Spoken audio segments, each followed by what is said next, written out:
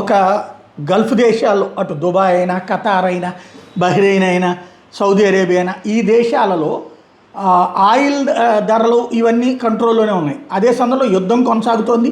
America, Israel ఓ పక్కన వాళ్ళని కాపాడుకు రావడానికి ఇచ్చినట్టు ఎయిర్ డిఫెన్స్ సిస్టమ్స్ యాక్టివ్గా పనిచేస్తున్నాయి.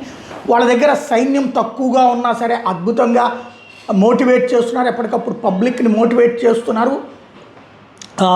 డ్రోన్ వస్తున్నా, మిస్సైల్ వస్తున్నా వెంటనే సైరన్స్ ఇస్తున్నారు, ఎలర్ట్ ఇస్తున్నారు. ఆ పైన వీళ్ళందరూ బంకర్లోనో దాక్కోవడమో చేస్తున్నారు. ఆ పైన వెంటనే దాన్ని కూల్చిపడేస్తున్నది ఎయిర్ డిఫెన్స్ సిస్టమ్, ఇంటర్సెప్ట్ చేస్తుంది. అప్పుడు పేలిపోయినప్పుడు పడిపోయేటటువంటి డెబ్రిస్ కింద కొంచెం తగలబడినా ఏదన్నా ఉన్నా వెంటనే దాన్ని క్లియర్ చేస్తున్నారు. ఆ వెంటనే వితిన్ అవర్లోనే మీరు కార్యకలాపాలు ప్రారంభించుకోవచ్చు అని వాళ్ళు మైకులు అనౌన్స్మెంట్ ఇస్తున్నారు. ఓ సిస్టమేటిక్ రన్ అవుతుంది అక్కడ.